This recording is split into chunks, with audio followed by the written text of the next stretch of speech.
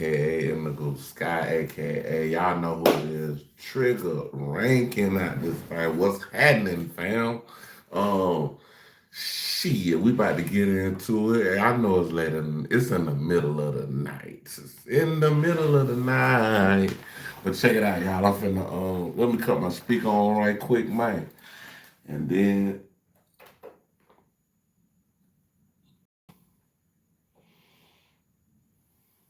give me 1 second, bro. I gotta get this damn speaker on. Come on, man. You taking all day. Okay, there you go. Wow. Alright, so check it out, y'all. We here. What's happening, y'all? Well, y'all know the rules. Wherever y'all coming in from, let me know where y'all coming in from. City, state, Providence, please let me know.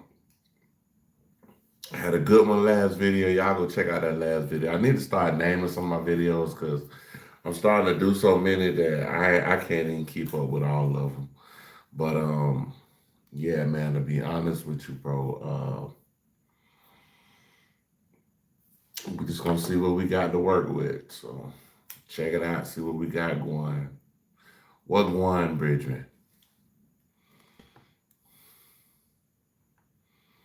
It look like this hip hop Buddha or something. Those who answer the call of the vagabond know the best stories. Hold on, y'all. Let me go down the timeline and see what I got.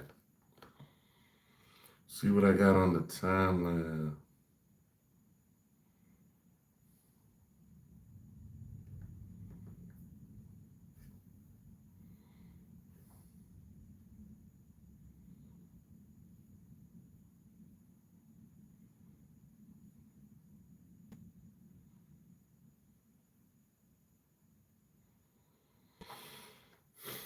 Let me look at the people on. Let me see. Give me a second, y'all. Give me a second. Give me a second. Oh, okay, we'll do Flacco. Okay, yeah, so boom. We did Panda Press was the last video. I'm back on a new one. Like I say, let me know where y'all tapping in from. When y'all come in here, please hit the like button. About to hit up Poetic Flacco, see what he talking about. Um,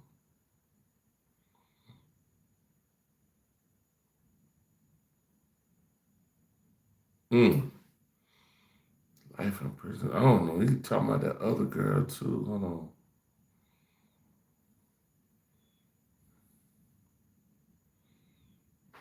Against. All right, so we're gonna do Poetic Flacco first. For a little Dirk, man. The prosecutors, they aren't going down about a fight. If you watched our last video, you know that Lil Durk and his attorneys, they filed multiple motions accusing the state of not really having a probable cause or a reason to have Lil Durk indicted because they really haven't provided any specifics or any real reason why they believe that Lil Durk was involved in this murder for hire. And they also said, yo, Lil Durk shouldn't even be indicted because the attorney general don't even have the right to indict him because he wasn't properly sworn in. But the prosecutors have responded and they said, listen, bro, all right, like this narrative, right, that we just indicted Lil Durk with no evidence, none whatsoever, and we are relying on rap lyrics, it's nonsense, it's hogwash. I don't know if y'all know, a lot of people, they old school saying is you can indict a ham sandwich, which is basically mean you can indict, somebody can just say something about you and they can indict you on it.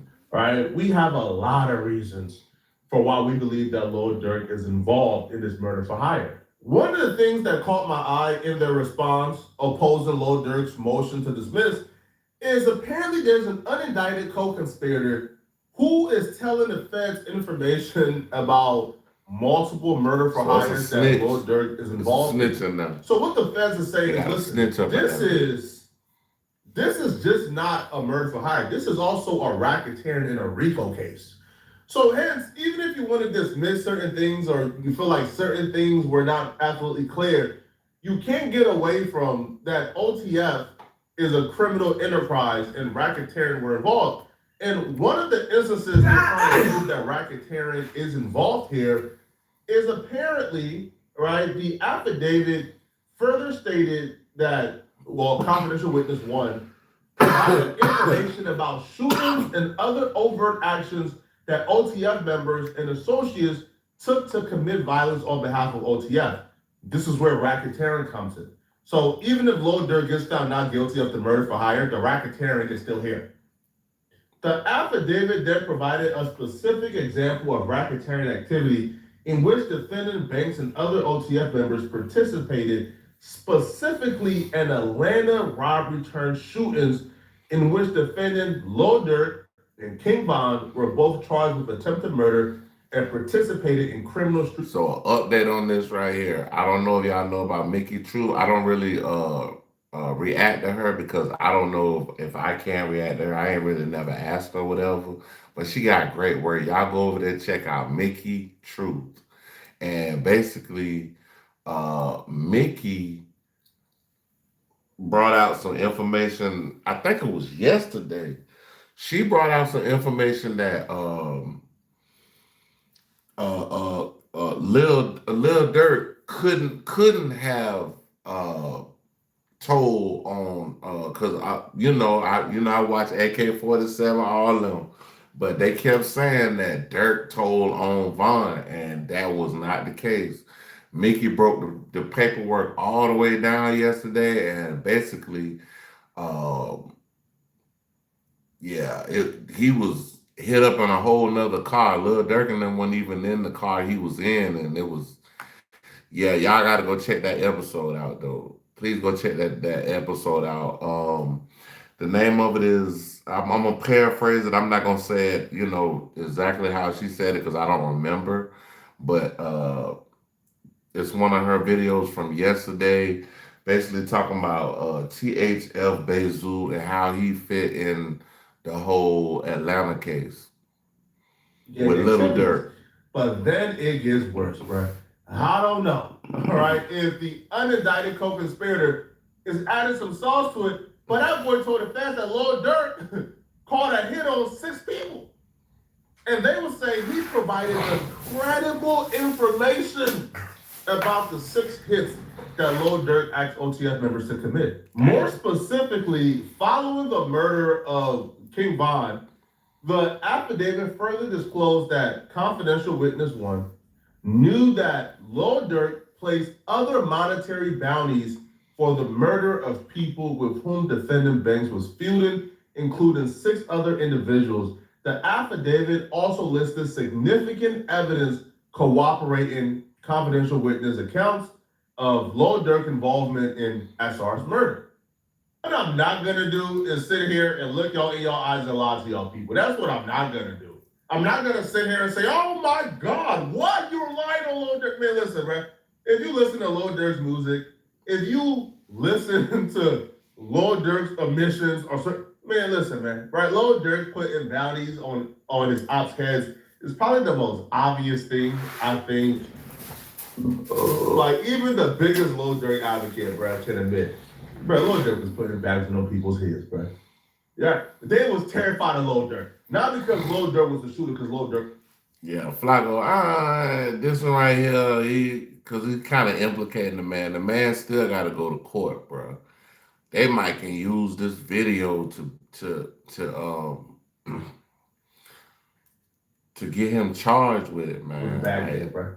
Lil Durk had a reckless regard. Lil Durk was going to get you. Like, bro, I gotta talk a certain type of way, but that's how academics used to talk about them. They the Grim Reaper and all this, and yeah, bro, we ain't doing all that bit, dog. Like, you know what I'm saying? It's good to talk about the news, but bro, when these folks in their cases, bro, we talking about it, but we not talking about it to the point where we making something leverageable from either side. So let the man fight his case, bro, before you start talking like that. That's just a fact. But does that really prove that he put a bag on Quano Rondo's head? I don't think so. All right. Would that play a huge factor in this Quano Rondo case? I don't think so. All right. That's just from my perspective, because even like one of the people that they claim that Lil Durk put a bounty on, all right, was the Somerville murder. However, Chicago said they have no intentions on charging Lil Durk for that murder whatsoever.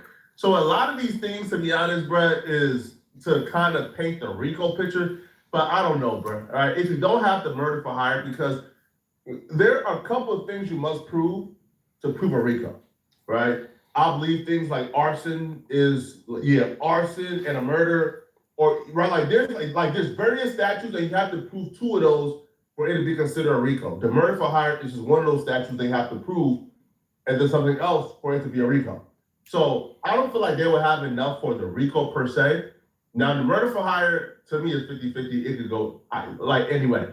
Now, one of the things that Lil Durk did say in his motion to dismiss, he says, listen, Your Honor, all right, they brought faulty evidence to the grand jury. They told the grand jury that I dropped a song where I'm admitting to my involvement in the Quando Rondo Lil Pop murder. And this song that they provided to the grand jury is actually a song that I made months before Quando Rondo's cousin Lil Pop's murder. So because they're providing these affidavits, this is defamatory, it's false, and it must be thrown out. Well, the prosecutors told Lil Durk, bro, you don't think we slicker than that? You don't think that we slicker than, you think we make all this money? You think we've been doing this and indicting criminals for this long? Can you think that we will slip up like, no, bro, no. Durk, we are experts in semantics, Lil Durk. So the prosecutors responded, and I'll be real, bro. Reading this made me mad, man. Because you could tell they know what they're doing and they're being slick with it. Lil Durk and his attorneys had a very big issue with this excerpt from the affidavit. They will say, this is false. This is a false statement. And they wanted it strike. And the statement is, in December of 2012, Lil Durk was featured on a song called Wonderful Wayne and Jackie Boy. In the song, Banks raps about, it's effed up that I'd rather get revenge instead of millions. Told me they got an Addy, go. Got a location, go. Green light, go. Look on the news and see your son, you screaming, no. Punani, blank. Notably, following SR's murder on August 19th, bystander video captured Quando Rondo screaming, no, when he saw SR's body pulled from the Escalade. Oh, Durk then tells the judge, judge, no, they lied on me. See, judge, they lied. The song was made before that. The prosecutor says, we know. All right? Semantics, they're semantics. These people are slick, man. They said, listen, first off, Lil Durk has failed to identify any false statements or information actually contained in the affidavit. Apparently recognizing this, Durk is the defendant, but Durk's attempts to manufacture a misrepresentation by citing to an allegation about the lyrics contained in a prior non-operative iteration of the indictment. But y'all use this to present it to the grand jury to get the indictment in the first place. You just can't say, well, that don't matter, bro. Right? We're not using that version of the indictment anymore. Cut it out, man. But they would also say, and here's where they begin to play games and gimmicks and semantics with Lil Durk. They said, listen, all right, but other than Lil Durk's claim, the warrant contained demonstrably false statements and or omissions, the motion is devoid of evidence or facts that show the following. They go and say, nothing about this allegation is false or misleading. Durk does not dispute that he was featured on that song. He don't dispute that the song was released 4 months after SR's murder.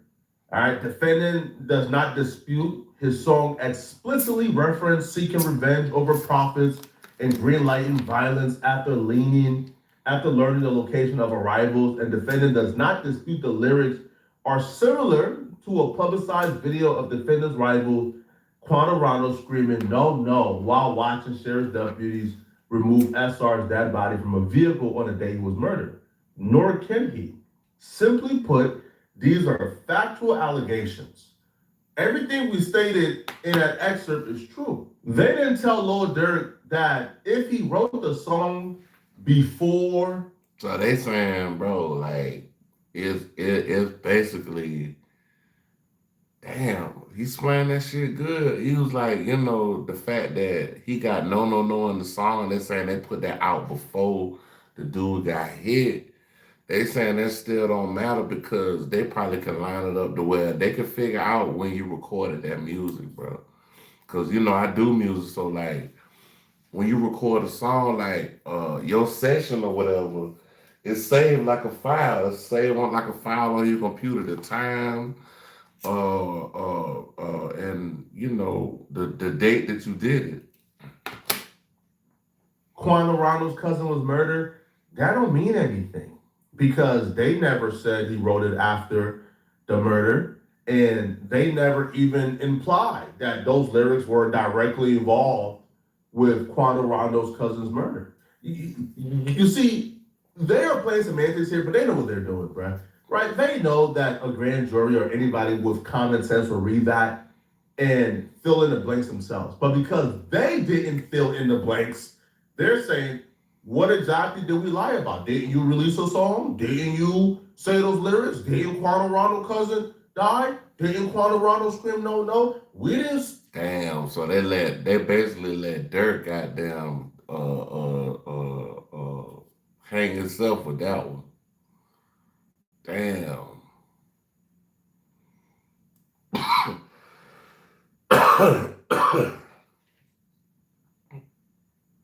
Just like Kendrick said, I tried to show you the rope so you wouldn't hang yourself with the rope. Say that song had anything to do with this. We're just saying, you have a propensity or whatever it's called, right? Right? You have a knack of calling hits on people, or you have a knack of rapping about calling hits on people and about seeking revenge. We never said those lyrics are directly involved with Quando Rondo's cousin. These people are slick, man. They would then say, but even considering this true, the government could not have purposefully. So basically, they basically, damn.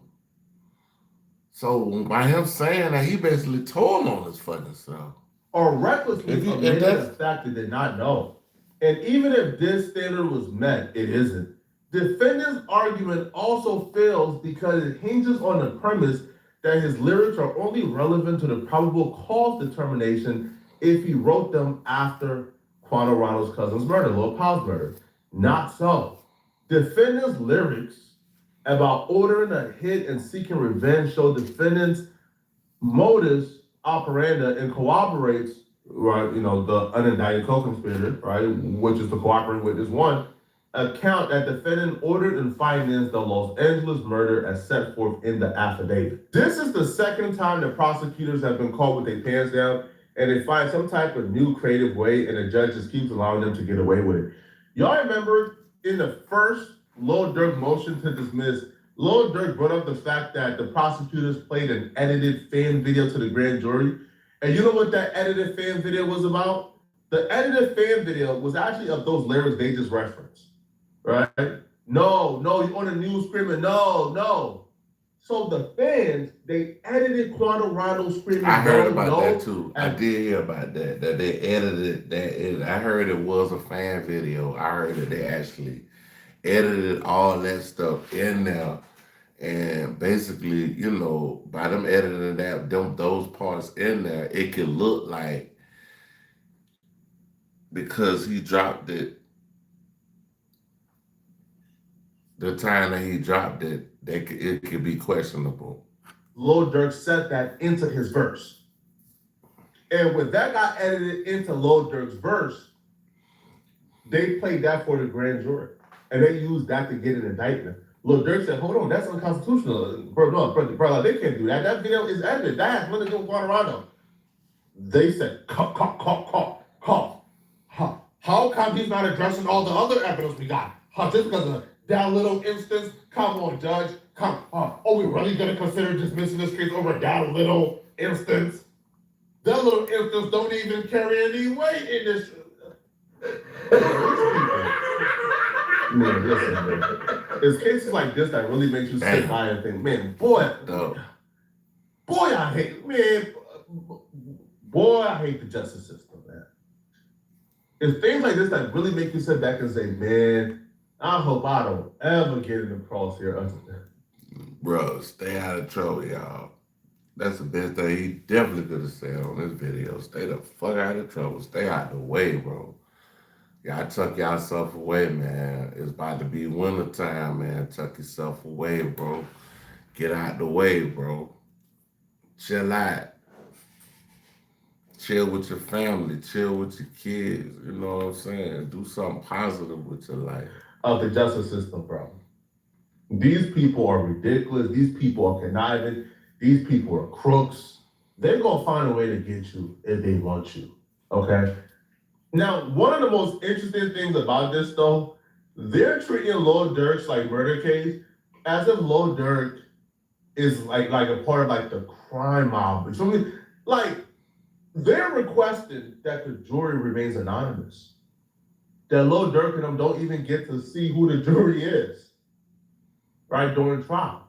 Now, this is usually reserved if it's a trial, I don't know, for like a cartel boss.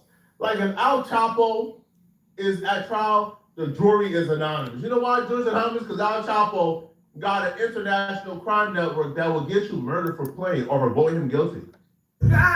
So the fact that they're not trying to get an anonymous jury is like, huh? What? Y'all think Lil Durk got that reach? Y'all think Lil Durk is really gonna, what, murder the jury? Like, y'all think Lil Durk is that cutthroat? Obviously, they don't think that. Obviously, they know there's a difference between Lil Durk and Al Chapo. They're doing this because they're playing whatever game they can play to create implicit bias when it comes to Lil Durk. If the jury is being told they're being held anonymous because their life is in danger, Damn. what do you think is going to happen? There's going Damn, to that's a good. Hey, that's a good tactic from the prosecutors, bro. That's a great tactic from the prosecutors, bro. Like for real, dog. They tell the jurors that they gotta be anonymous because, man, that's crazy. That's crazy. And if the jurors gotta be anonymous, shit. Hey. We gotta hide our faces because this man is that dangerous? Of course he did. This is not right, man. This is not cool at all, man. But they're playing a dirty game. What do you think about this, man? Hey, y'all check out Puerto Flocka. They're playing a dirty game with goddamn Dirt, boy. He cooked, bro. He cooked, but I mean, it don't look like he gonna do like Lucci and Thug and them. He look like he might get some time. And Puff and all of them, you know, Puff and all, they basically, they ain't doing no damn time. They ain't doing no goddamn time. I'm going to Hip Hop Buddha, y'all. Y'all check out Hip Hop Buddha. About to do the little video, see what he's talking about. Believe it or not, baby, at University of Phoenix, we back with another one. So Julio killers was identified by Trap Lord Ross.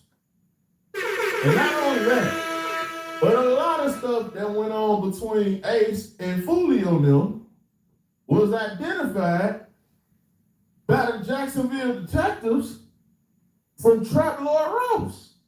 I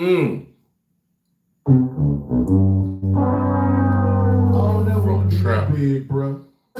I don't never want to be that big of a YouTuber, bro. Like, they had to put that in court. They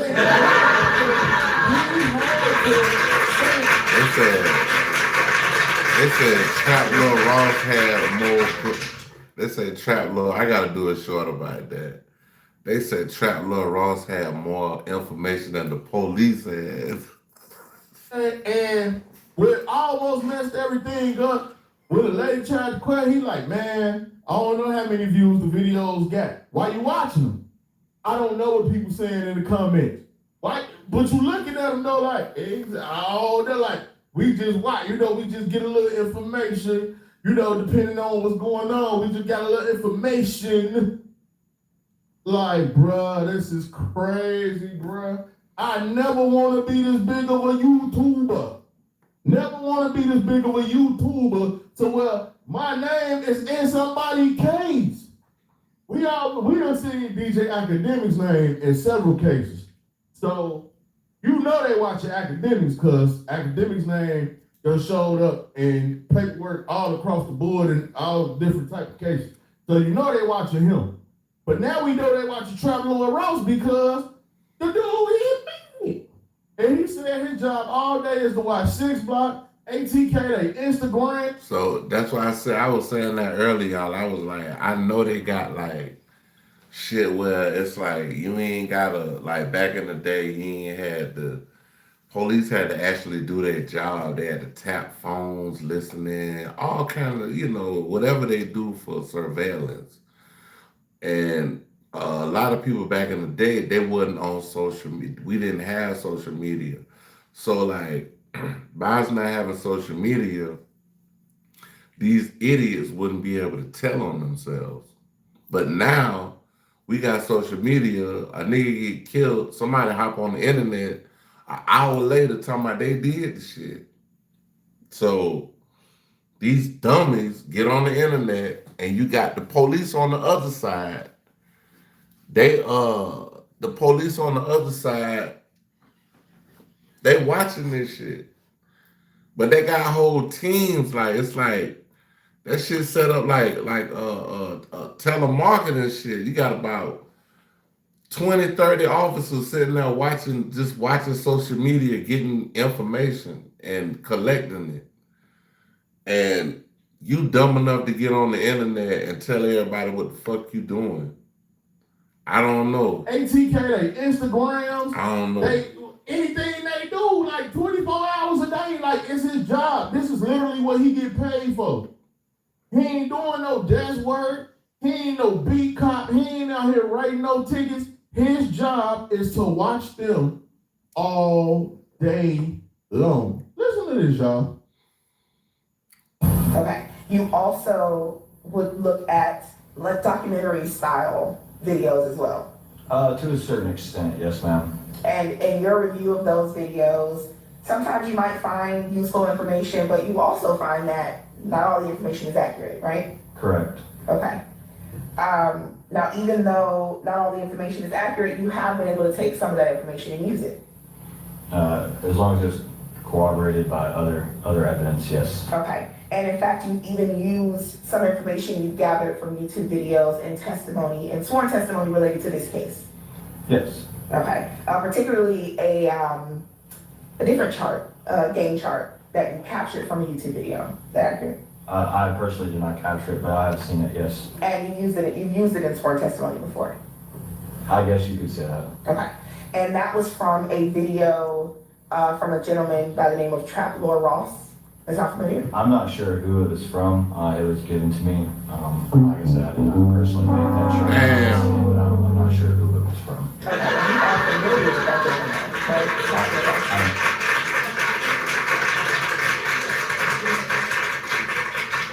Trap Lord Ross. I know who that is.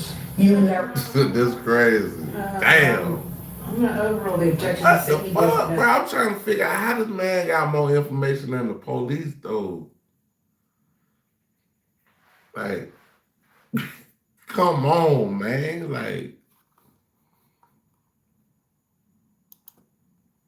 what? Come on now, dog. Come on, man. Come on, dog. Come on now, dog. Come on, man. You know what I'm saying? Oh, wait a minute. So you use the Trap Lord Ross? Yeah. So you aware of who Trap Lord Ross is? I don't know. But you watching them videos though, and they putting this information in real papers and real court documents. I never want to be this big of a YouTuber. But hit that subscribe button though. But I never want to get that big, bro. This is insane. The reason why it's insane is because This crazy, dog. This is a crazy video right here, bro.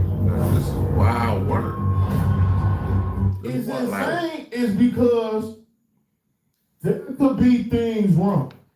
Like I have watched documentaries, and I've been able to point out things that I knew wasn't true. I've been able to point out things that I knew that was wrong. Point. I've been able to point out things to where some got said and the wrong person got shown, or some got said and it wasn't the right game. All type of stuff. So I know if I could do that, I don't know if these polices and all these other people watching, I don't know if they can do that.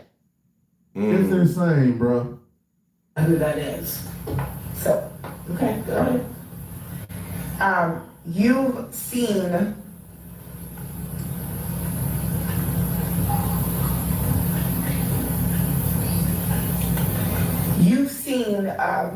some of the hours long documentary videos that sort of try to break down the gangs in Jacksonville. I've seen a few. And those videos have like millions of views. Potentially, I'm not sure how many views they have. Okay, a lot of views. You agree with that? I'm not sure how many views they have. Potentially thousands of comments, a lot of comments. I'm not sure about the comments either. Okay. You would agree with me that a part of your investigations that you sometimes go through the comments of these. Now, devil's advocate, they might have like say so what if Trap Lord Ross had just put out the video, like say he put out the video 3:00. One of his people seeing that shit, he sent it to him at like 3:10. The views ain't gonna be up like that. So that's why he might not be like, he don't know how many views. Like she asking some asinine questions that don't really make sense, bro. Videos. It depends. On what? What would it depend on? It depends on the video itself. Okay. And what is an example of a video where you see information about the gang and you would not go through the comments? Generally, it just depends on what occurs in the videos. So the comments are worthy. A lot of times the comments are just trolling, so it's kind of similar, kind of a waste of time to scroll through all the comments. And how would you know if the comments are trolling unless you go through them? Well, I don't go through all of them. I've went through them on some videos, but not all videos. Okay, so it sounds like what you're saying is you might start go through them. He in the comment section. Hey, rather man say in the comment section, nigga. Like.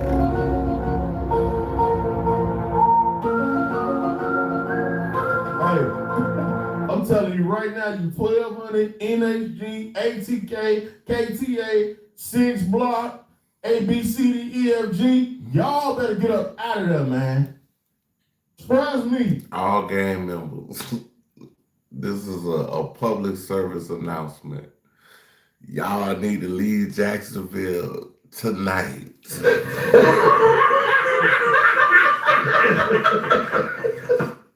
Are you going to jail? Because you know you done fucked up, right? You know you fucked up. This is showing me they You got everything on you. Even if it's wrong, they got it. That's the crazy part. They got everything on y'all. This dude say he watch y'all 24 hours a day. All day. That's your job. That's your job. To watch y'all. I was just telling y'all that earlier. That's how they got that shit. It ain't no more hip hop cops. They the hip hop cops, but it's different. It ain't like back in the day. They used to have to follow them. Like the 90s. Even I don't know if they were following them in the 80s, but I know the 90s, that's when that shit started, hip hop cops. And they would follow the rappers and shit to different cities. They would alert if the rapper would come to a city, they alert the police and shit to try to, you know what I'm saying, try to intimidate them and shit. That's it. Who the next person might be shot? What's the next beef? What happened there? What's going on now? What is it? All of the Instagrams and everything. He know y'all follow accounts. He know y'all Instagram. He know the Instagram names by heart. And he watch a Trap Lord Ross video. You can hear in the comments. He said he up with the trolling. If you ain't trolling, he know. Yeah. Dude right here say they shot and killed woo, woo, woo, for woo, woo, woo. Yeah, let me throw that in the evidence. Damn. So, whatever he see and deem is evidence, It's trap lord he wrong. bring it in. Whatever he see and deem is not evidence, he don't want nothing to do with it. That's that trap lord Rouse done identified killers and everything. Damn. This is insane, bro. No, oh, hell no. Bro, I never want to be this big, bro. This is crazy. And then if you don't see anything useful, you move on. Yeah, depending on the video. Okay. And that's not just for the documentary style videos, it's also for the videos where there's music videos. Yes, And that's also going to be for videos that are posted on social media. sometimes Or, common. okay. They posted those. So, would look at what are you talking about, documentary bro? style You ain't- videos as well. You ain't buy no goddamn Who I Smoke CD, bro. Stop playing with me, bro. It's on everything is on social media, bro. Stop playing with me, bro. Like you, bro. I used to sell CDs and movies and shit, nigga. Don't play with me, bro. To a certain extent, yes. Try. And your review Like all of that those old, videos, to a sometimes you might certain find extent, useful information, all but that. you also find that not all the information is accurate, right? Correct. Okay. See, that man. That motherfucker, he Then, like sleep. I told y'all, I said, man, they played Who I Smoke in the courtroom. But they can't do that. And Julio was alive when they made it. But what they got to do with the case? And if y'all don't see what they doing, it's obvious a reason why the judge is like, I'm allowing that. And the defense is like, wait a minute. But Julio was alive when this got made it. The judge is like, I'm allowing that because it's gonna be on record in the black and white in the court. That way you ain't gotta go back. You come back to all the court records and everything is there. All they done played the Who I Smoke in court. Lord have mercy.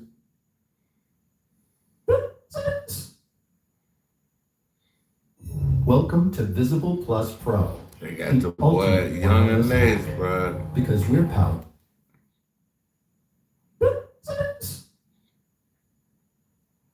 Bro, it is getting out of hand, bro. Y'all better run. I'm telling you right now, they ain't gonna be trying to cuffs on all y'all. Get up out of there. They're looking at all y'all, monitoring your Instagram, and then Hey, Jacksonville. Hey, y'all gotta migrate. I ain't lying. I'm gonna tell you that for real. I'm from Jacksonville.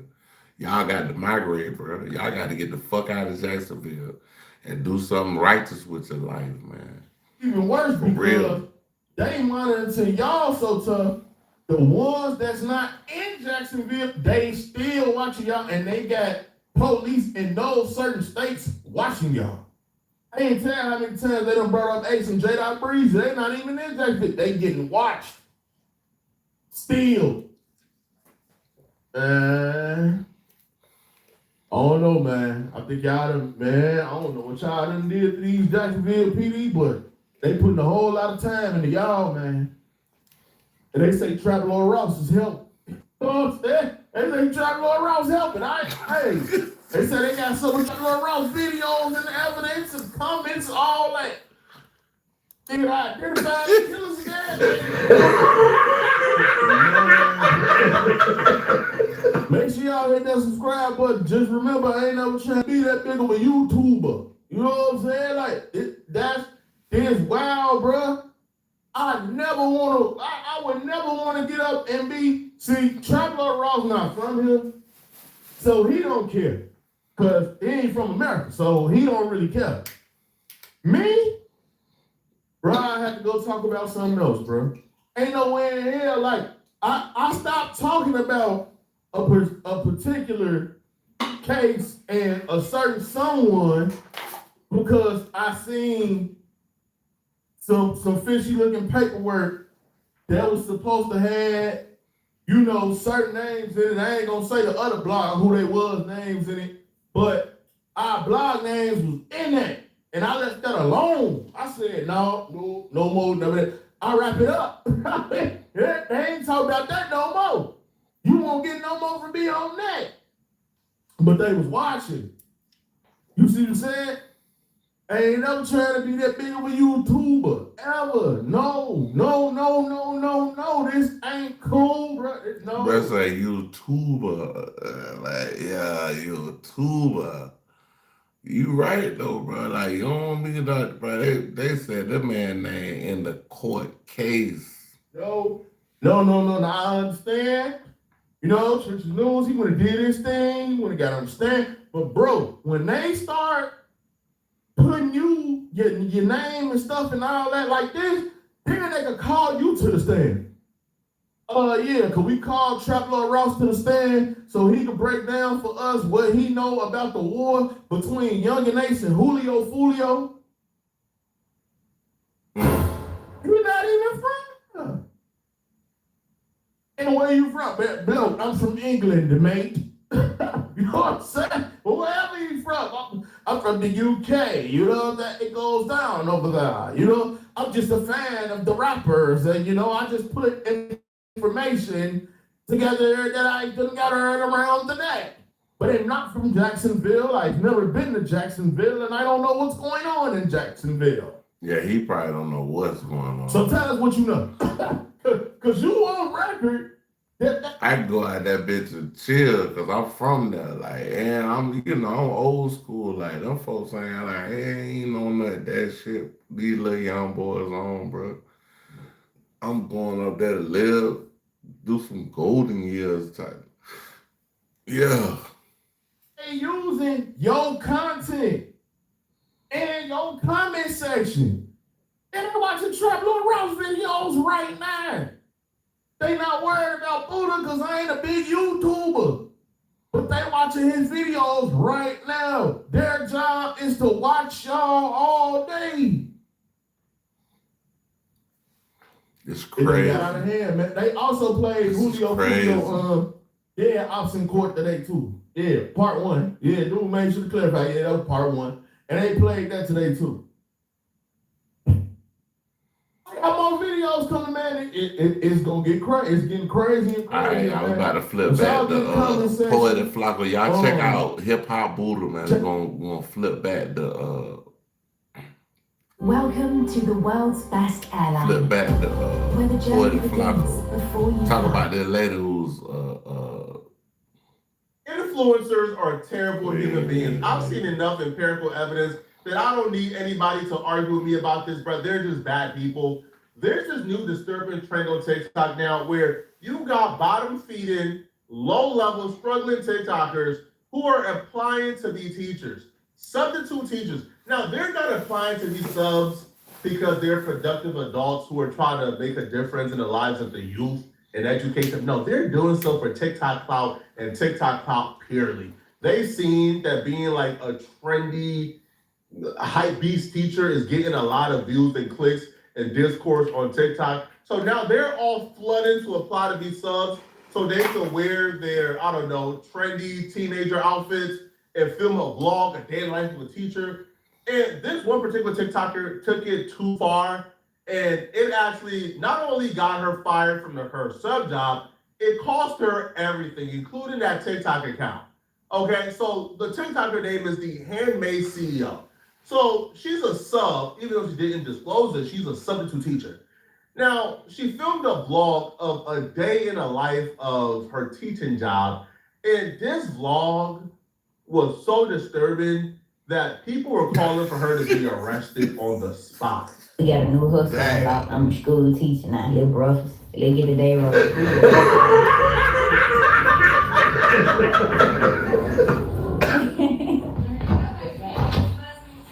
Yes, ma'am.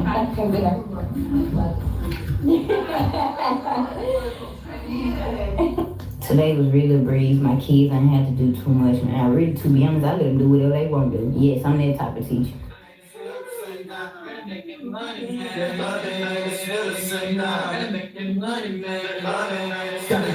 Took me a little lunch break. Before the very disturbing thing that you're about to see her do, I already thought that she should never be rehired as a substitute teacher again after I seen the beginning of this video. Starts off by saying, my kids did whatever they wanted to do today. I'm that type of teacher. I don't care what they do. Right? I let them do whatever. First off, why are you not giving them their work to do? Why are they not being taught? Why are you just there allowing them to do whatever they want to do? That's weird. Secondly, the minute I saw her put 12:55 a.m. in reference to noon, I said, bruh, this, clearly she has no qualification. Clearly she shouldn't be teaching. She should not be in charge of any education of no kids, bruh. But I thought that was as bad as it got. I honestly thought like this is what this entire discourse was about. The fact that she referenced noon as 12:55 a.m. But watch. Yeah, they got it going on in this joint. They stay bound, okay then. Damn, shorty. Sheesh. Man, I gotta get up out these school kids try to take me down, man. Then I look so young, I look like one of them. What? Excuse me? Excuse? This is like the most ridiculous way I think I've ever seen anybody admit to or come out the closet of being a pedo. What do you mean? Like what? Like hold on, bro. We gotta run that back, bro. We gotta run that back. Bruh, she said like bruh, she just like matter of factly said Damn, shorty. damn, Man, I gotta get up out these school kids try to take me down, man. What? Then I look so young, I look like one of them. You nasty. This is like the most ridiculous way I think I've ever seen anybody admit to or come out the closet of being a pedo. What do you mean? Goddamn, shawty. Man, I gotta get up out this school. These kids trying to take me down. Nah. That's sad, bro. Like, you know what I'm saying? Bro, I made a video about this before. That's why people homeschooling their kids, bro, because these teachers ain't shit nowadays, bro. Nah, man. This is some disturbing ish, bro. What do you mean? What's wrong with you, bro? Like, what's wrong? Like, what's wrong? What you got going on? Hey, what you got going on, Charlie? Like, you went to the school to goddamn go look at some little kids and shit? Like, what you got going on? You became a goddamn, hold on. Yo, we should give this to the You became You, bro? you became a goddamn you know you fucked up when you get fired on your first day. The first day you get fired, bro. You get fired in 24 hours. Come on, big dog. Like, to work around some kids and shit? Come on, man.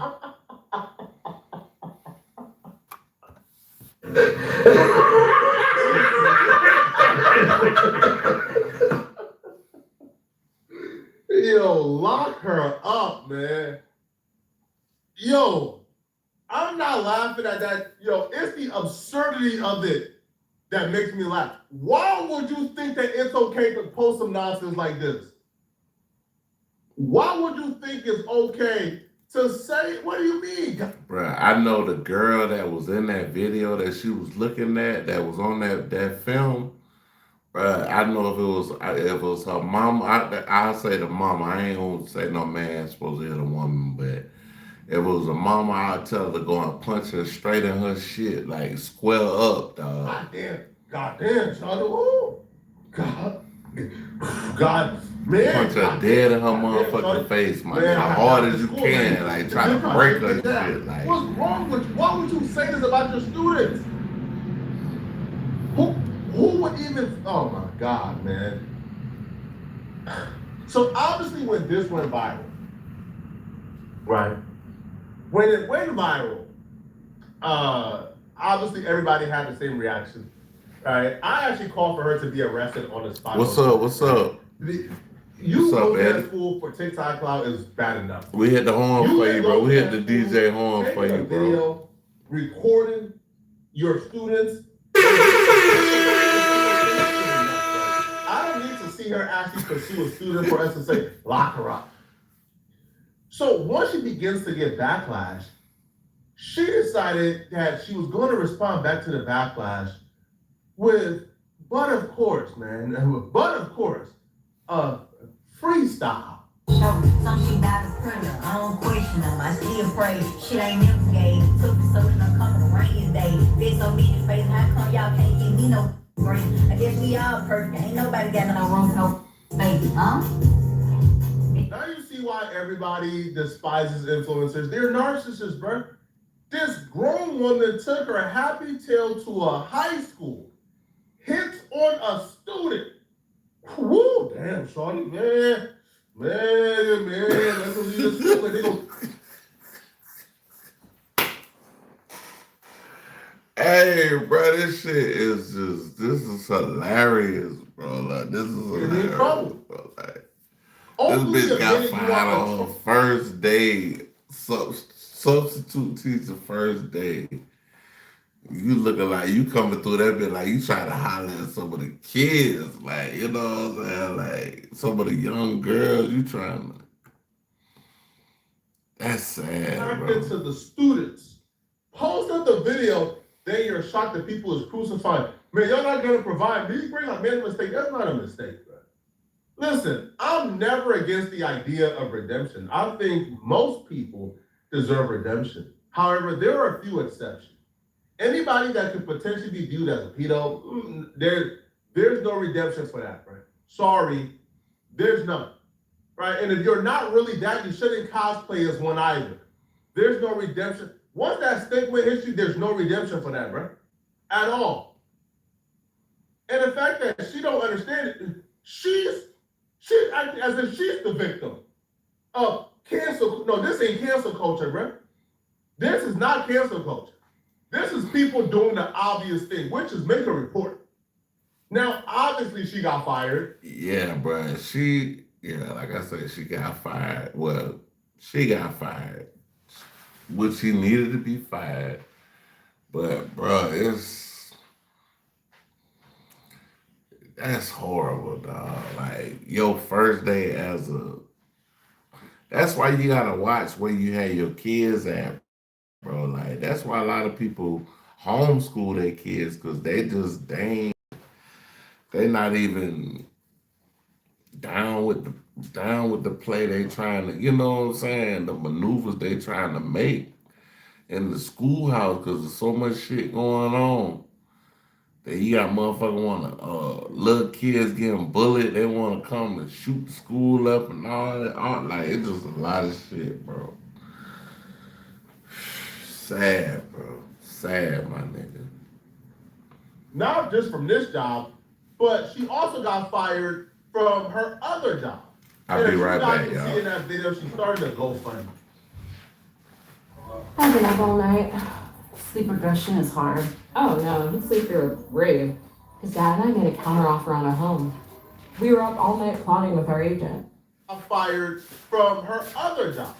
And as you guys can see in that video, she started a GoFundMe. As you guys may know, I am the substitute that was recently fired from teaching because of my TikTok. It's honestly so sad how sick the world is that you guys automatically mischaracterize me fully without further context. I'm a content creator, I record everything I do, so it was typical for me. And as you guys know, if you create content, you will know that everything you see is not what you get. Majority of the content that you do see was recorded while I was alone. It looked as if I had a class, but I did not have a class, and the school knows that. I did not have a class, I had nothing but free time. Aside from the body cam that was already recorded, everything else was recorded when I was alone. Yeah, they got it going on in this one. They stayed bound, okay then. Damn, short. Man, I gotta get up after these school kids trying to take me down, man. People like her are grade A manipulators. She's now trying to behave as if the issue was her recording herself making content. I was alone. No, you was not alone when you was filming those female students in the hallway, objectifying them, hitting on them. You know what you was doing. And God forbid, I don't even want to make this assumption that you put that camera low on purpose and recorded only like the bottom half of those female students. I don't even want to assume that. I'll just say maybe you wasn't even looking, the camera went down. But that's the issue. You was not alone when you was filming those female students in the hallway, hitting on them. You were so impressed by what you saw that you had to get up out the school because the students would take you down if you didn't, right? Because you felt like, man, this is jailbait. What does that have to do with the other stuff you filmed in the earlier days? Nobody cares about that. Address what you did to the female students. And as I explained to Lake Cormont when I first arrived, this was my very first time subbing ever. I had absolutely no idea that I couldn't record students, or else I definitely wouldn't have done it. I truly. Bro, who the fuck goes in a school unless they're a parent to record some shit with their kids? Like, come on, bro. I knew it was an issue with recording students. I went on TikTok before I worked, and that's what I seen. I am by far no predator or anything close to it. That is insane for it even to be put onto me. I truly just thought I was doing something good for the youth. Like, honestly, and I was enjoying it. I wasn't going to make a video, but I've been receiving an awful amount of hate. I feel like it was necessary for me to clear my name up. I truly do apologize for how it may seem, but my slang and terminology is much different than yours. But none of the kids knew they were being recorded at any point. And I do apologize for this once again. I truly do, but I had no idea this was prohibited. I assure you that it has not been posted. This bitch, mother, she a goddamn lie, my nigga. She a goddamn.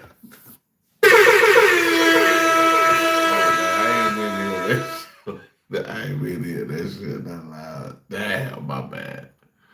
Yeah, but she got down. That ain't.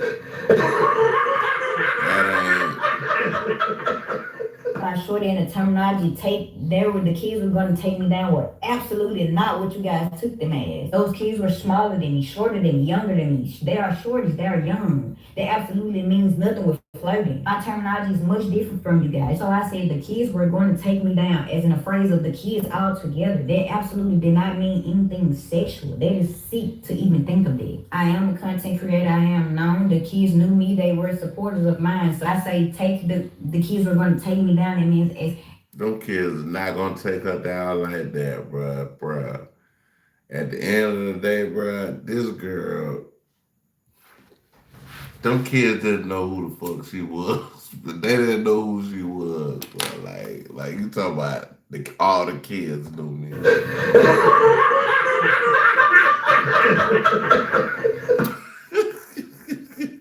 All the same way that supporters do anybody else that they support. I'm no different from them. I handle myself more than properly. I do have a fan base.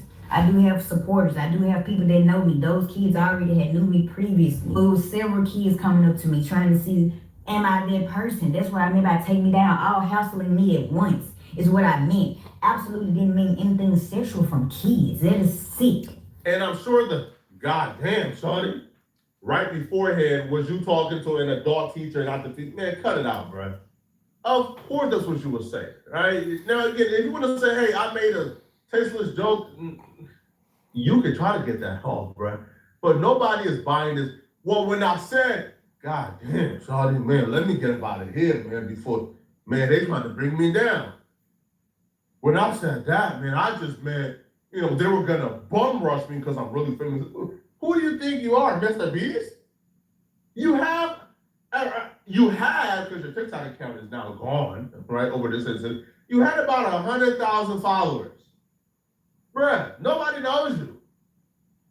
That's like me thinking that I have the audacity, man, I can't go to Walmart, bro, because if I go to Walmart, because I have almost 300,000 subscribers, I can't, man, nobody cares about Poetic Flacco, bro. I'm not famous.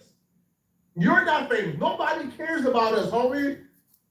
Why are you acting like, you know, the excuse of stuff is absurd. But the nonsense doesn't stop here. After this video only got her more backlash, she then made a follow-up video where she plays the victim some more, asking us to take it easy on her, and she's only a human. The substitute that got fired over TikTok. Before I do get started, I do once again want to apologize to the young ladies in the video and their parents. The consistent backlash is sick. A lot of people keep on saying, get her from around the kids, keep her from around the kids. Man, I'm actually a great person to have around your kids. You know what I'm saying? Great mentor. Head always been on straight, never been a loose screw. You know what I'm saying? Do not let the tattoos fool you. You know what I'm saying? Like, y'all clearly mischaracterized me. Younger girl, went to college, play ball, active sports. Grades always been A1. Like, what y'all saying don't fit me. Like, I see how it may come across, but I'm not that freaky to be sitting up talking about kids like this. Like, genuinely, like, you just see. I'm not an over-sexualized person. Like, I don't even do that with adults. I'm not gonna do that with kids, and let alone put that on my platforms. If my intentions were sick like that, why would I broadcast it across my page when I know I'm a content creator? That really don't make sense to me. It's like y'all think people don't make mistakes. I did not know, because why would I post it if I knew that I couldn't post kids? Regardless of the situation, my intentions were never bad. You know, like nothing inappropriate crossed my mind like at all. I'm not this type of person. Every day it's getting worse. Why are you guys constantly making me think I've already got fired? I've already got fired. Why is it constantly being a thing? Because consistently. And you lost your channel. Now you lost your channel and you fired. Direct support profession. You know what I'm saying? Like, and I've had that job for On some bullshit. They see, I've lost not only one job, but 2 jobs. Because you want to go to the school and record kids and talk about this shit. Why would I do that if that was my intentions? It literally does not. Because. It's like I don't understand. I get it. I clearly made a mistake. I've already got fired. You guys stop. Like, literally, I've lost my main job and I've been there for a year. Just gotta know me to know, man. I'm nothing like it. I don't get down like this in no type of way. Do not let the tattoos fool you for a second, man. I'm a great person, great heart. All of the above, I just made a mistake. I didn't just make a mistake. And I apologize to the kids and the parents. But I guess it's just a sign, man. I need to just focus on the gift that I gave you. You know what I'm saying? Like, they were just a step stone. I wasn't supposed to be a substitution. I'm gonna take that for what it is. I wanted this she really apologize to that little girl that was in the thing that looked at her, and then, you know, the parents. I wondered, did she really do that? Or is she just saying that? You know what I'm saying?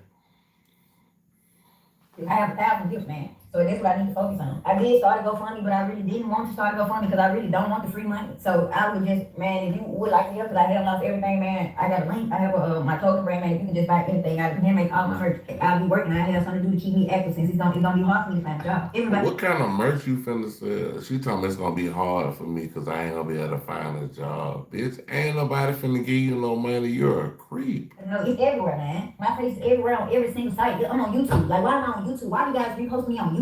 I hope you guys find real predators out there, honestly. Because it's not me, like, genuinely. Like, no matter how you put it, you ain't gonna find it on my name. And it's such a way, man. I'm such a great person. Y'all meet me for they gonna fuck around and send Chris Hansen on that bitch. He gonna be like, what are you doing here?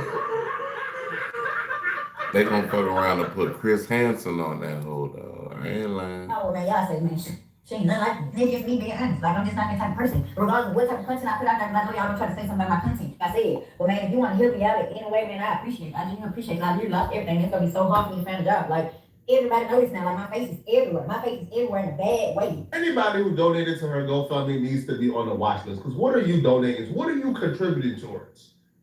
Now, outside of what she did to them children, the greatest injustice outside of that is probably what she did to her own community.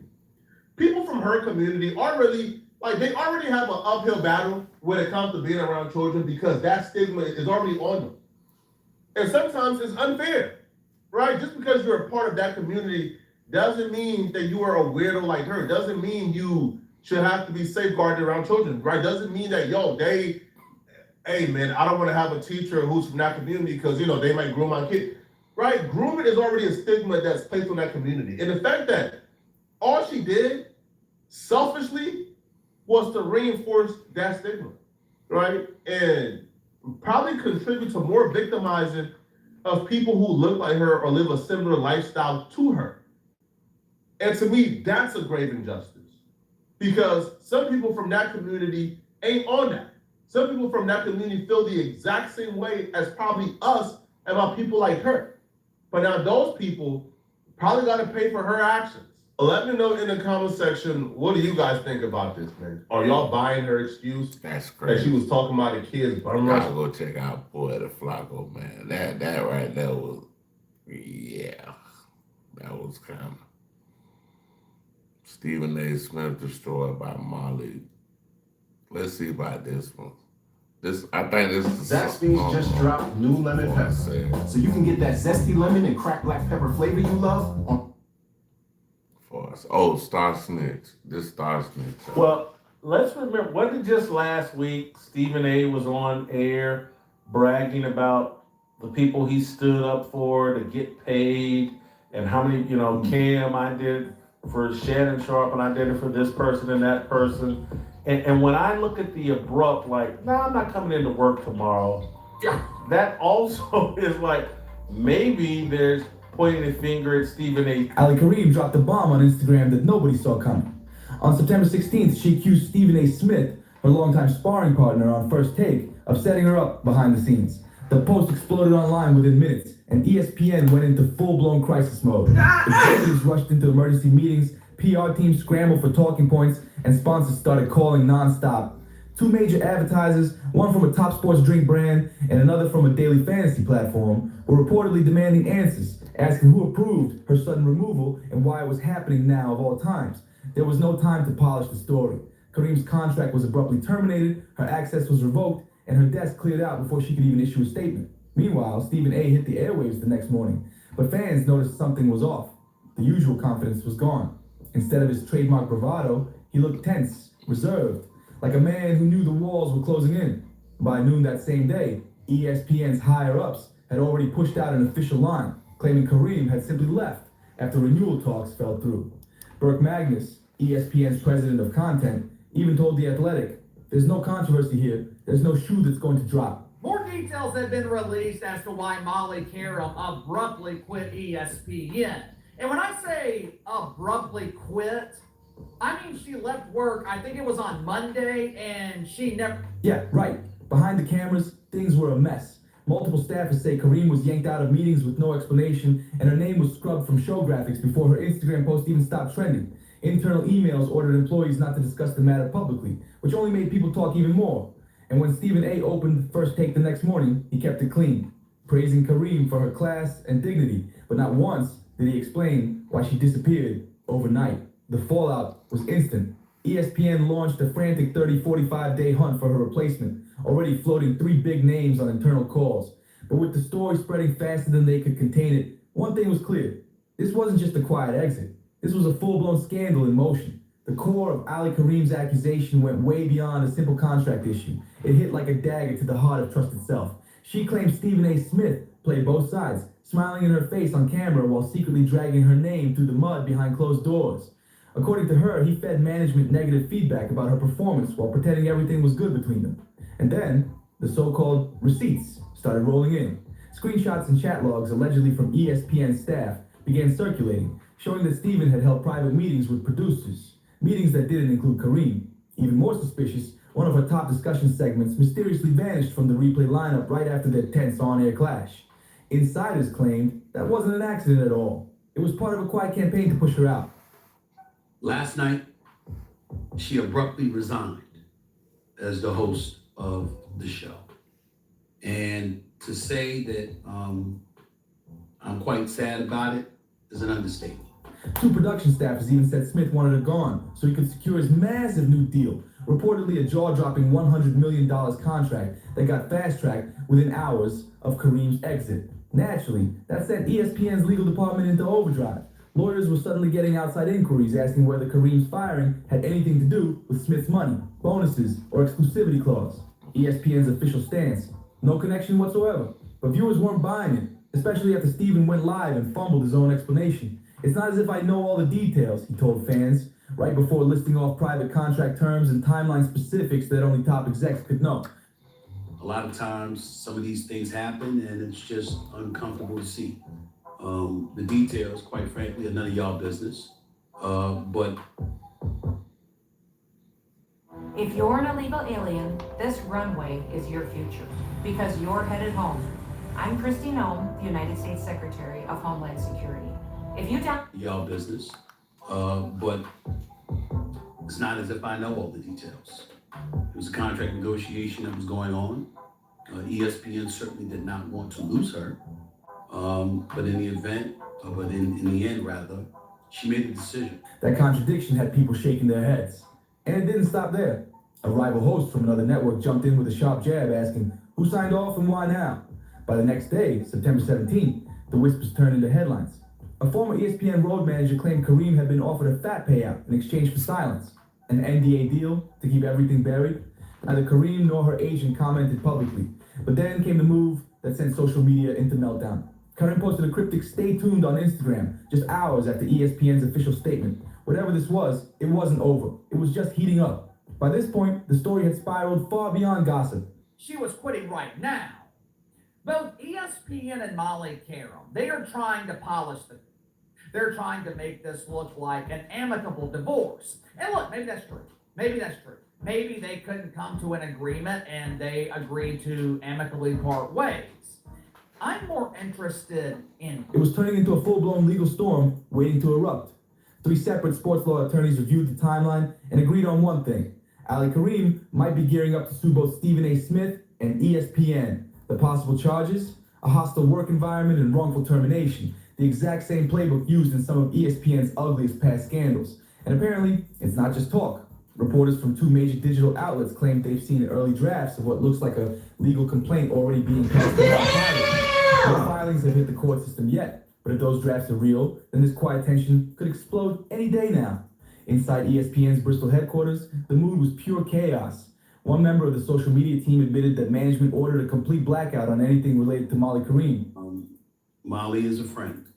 Molly is a co-worker. Molly is somebody that I have leaned on many occasions in the past, as she has done when it comes to me. We've been partners on the show for the last 10 years. No tweets, no tags, no best moments clips, nothing. A senior PR insider even warned that network partners were reaching out with unusually aggressive questions about the reputational fallout if things got ugly. Sponsors were nervous, reporters were circling, and executives were running out of ways to contain the narrative. Meanwhile, Stephen A. tried to regain control the only way he knew how, by talking. He flooded his radio show with emotional tributes and warm reflections about Molly. The other thing I thought, Steve, was when you pay Stephen A. Smith $20 million, okay, well,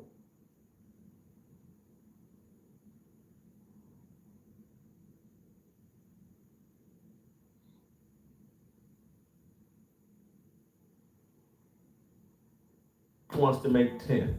Repeating over and over, Molly is a friend, Molly is a co-worker. We've been partners on the show for 10 years. But instead of calming things down, those words hit flat, even fake to some viewers.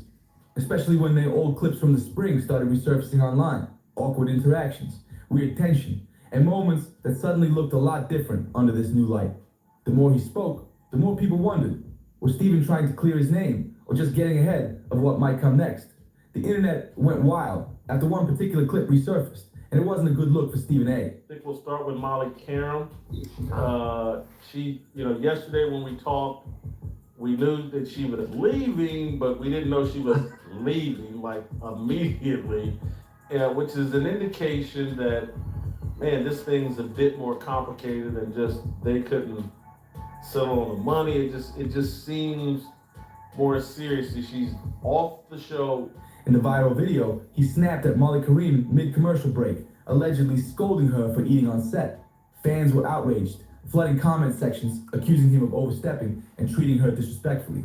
And then, another bomb dropped. A separate segment, mysteriously cut from the show's VR archive, where Kareem publicly corrected him on air after one of his condescending jokes. The tension was thick enough to slice through the screen, and viewers caught every second of it. But according to multiple former ESPN producers, those moments were only the tip of the iceberg. Internal meeting notes and staff memos allegedly showed a pattern. Stephen A. had become increasingly This is crazy. confrontational with Kareem in the months leading up to her sudden exit. What the audience saw on screen was just a fraction of what was happening behind the scenes.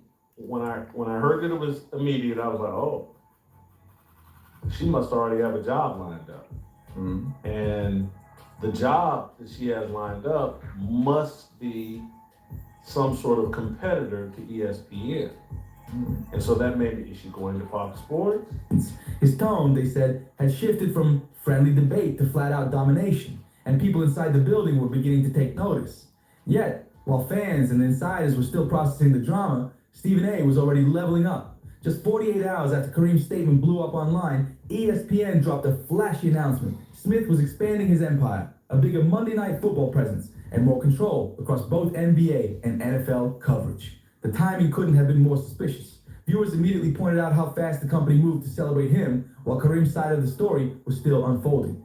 Behind the scenes, things looked even messier. 2 on-air personalities quietly admitted that ESPN scrambled to push Malika Andrews' new contract announcement early, just to shift attention away from the backlash. And Stephen A., his tone was all over the place. One moment, he called the situation uncomfortable. The next, he got defensive. There's something bad here and there.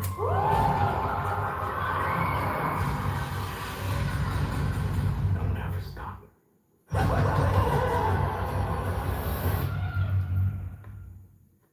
the situation uncomfortable. The next, he got defensive, snapping that the details are none of your business. But critics weren't fooled. They noticed how often he played dumb while still dropping insider contract details that only top brass should have known. Jason, I actually watched that whole video clip of Stephen A. Smith. I just thought it was fun. It ain't none of y'all's business. It was a contract negotiation. That was about the money. Thanks, Stephen. Thanks for cluing. It's always about the money, though. It's like in boxing. Why didn't this fight happen? Easy, there wasn't enough. For someone claiming to be out of the loop, Stephen A. sure sounded like a man holding a whole lot of inside information, and that raised even more questions about what really went down behind closed doors. By this point, the walls were closing in on Stephen A. Smith, and everyone could feel it. The tension skyrocketed at the former ESPN analyst Emmanuel Acho publicly called him out on a rival radio show, and he didn't hold back one bit. Acho roasted Stephen A. for his double talk, saying, "Don't tell us you don't know the details, then share details no one else has." That shot landed hard because it summed up exactly what fans had been saying online. Stephen A. was trying to play innocent while casually revealing information that only insiders should have known. And as his credibility took a hit, the wave of support for Molly Kareem only grew louder. Across social media, hashtags like #StandWithMolly and #BoycottFirstTake exploded within 18 hours of her post. Sponsors started taking notice too, reportedly flagging ESPN's internal comms with questions about whether the backlash could affect ad placements. Kareem's supporters claimed it was proof of foul play, that she'd been pushed out to protect a brand built around one man. Meanwhile, ESPN's top brass stuck to their script, denying any connection between Kareem's sudden departure and the flurry of new contracts being handed out around the same time. Sometimes when you have someone abruptly quit a job, they're not leaving on the best terms. Normally, it's polite to give your employer some kind of notice. But two major sports business writers weren't buying it. They obtained internal memos from the week before Kareem's exit, outlining plans to streamline hosting roles and enhance Smith's brand value. Translation, make Stephen A. the center of everything. And that plan kicked into overdrive almost immediately. Within days, Stephen A.'s solo segments shattered engagement records, drawing in massive numbers on both TV and digital platforms. One cable executive even leaked that ESPN had started pitching advertisers on a new era of First Take built around Stephen A. The optics were brutal. Molly was out, and Stephen's empire was expanding faster than ever. But Kareem's silence only made it worse. Aside from her chilling, stay tuned post, she hadn't said a word, and that mystery fueled the fire. And just saying, like, it probably, like, it was a lot of jealousy when it came to Stephen A. contract, probably compared to Molly, and she probably felt like she should have got more money. And when she felt like they wasn't going to offer her the money she wanted, she probably found another job, you know what I'm saying, before all this shit went down. So if it was in the play, like, she probably was already ready, like, okay, so if I can't get the number that I want, I'm gonna go to another broadcasting system. Behind the scenes, sources said she wasn't done, not even close. A digital marketing manager who had worked with both Kareem and Stephen said straight up, Molly's lawyered up and waiting. And apparently, that wasn't an exaggeration. Two legal analysts claimed ESPN's own legal department had already escalated the situation, bringing in outside counsel to prepare for possible litigation. Then came the kicker. A draft legal threat dated September 19th allegedly circulated to 3 major media outlets before being yanked almost immediately. By now, the silence was deafening. ESPN stonewalled every media request, and Stephen A. dodged every direct question like his job depended on it. One longtime ESPN veteran summed it up best. Somebody blinked, and it wasn't Molly. The denials coming from the corner offices didn't sound confident anymore. They sounded desperate, like a company watching its own storm roll in, one press release at a time. Burke Magnus spent the next several days in full damage control mode, but his message didn't convince anyone. He repeated the same rehearsed line over and over again. No controversy here. There's no shoe that's going to drop. It became ESPN's corporate mantra, echoing through press calls, internal memos, and even a shaky all-hands video that leaked online. But the more he said it, the more it sounded like panic disguised as confidence. Staffers joked that every time an ESPN exec swore there was no shoe to drop, a whole rack of boots came crashing down from the ceiling. Whether she goes to FS1 or launches her own show on YouTube, I wish Molly Karam nothing but the best. I don't want to see her fail, but at the same time, I don't see a path to success. It is hard to build an audience by yourself. It's hard to build and sustain an audience when it's just you. People on the Bristol lot had seen this kind of denial before, but never this loud, never this desperate, and never with this much public attention. ESPN had weathered scandals in the past, sure, but this one felt different. There was blood in the water, and everyone knew it.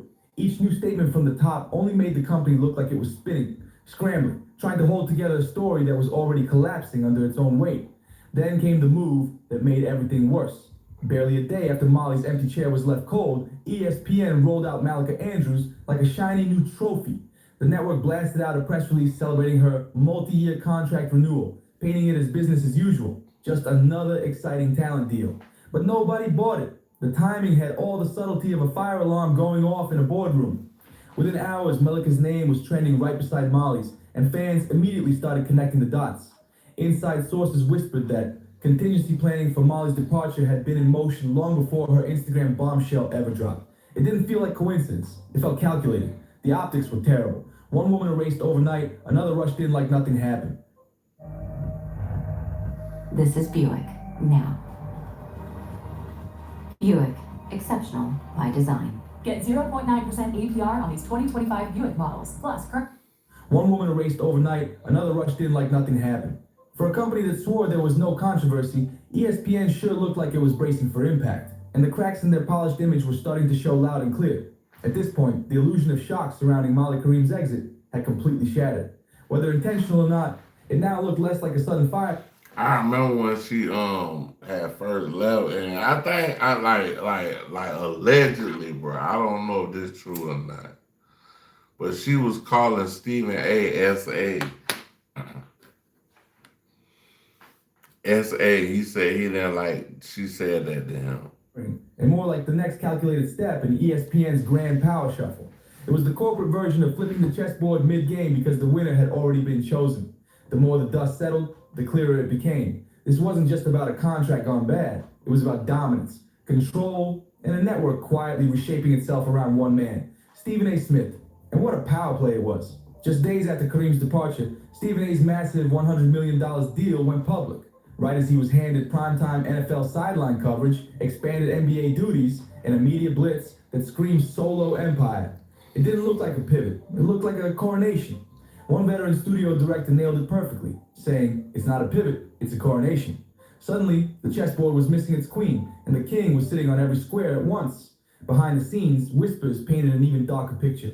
In the weeks before Kareem's exit, insiders reportedly saw Smith holding closed-door meetings with top executives that stretched late into the night, with security literally clearing hallways so no one could hear. For all the public sadness he displayed, the friendship and grief narrative was unraveling fast. Because as Kareem disappeared from screens, Stephen A. seemed to multiply. He was everywhere, on every promo, podcast. That's how you know this shit. AI ESPN, like the network had decided to bet the entire farm on his voice alone. Rumors began to swirl that Molly's removal had nothing to do with failed negotiations. According to 3 former production insiders, one still bound by a non-disclosure agreement, the decision had been locked in for months.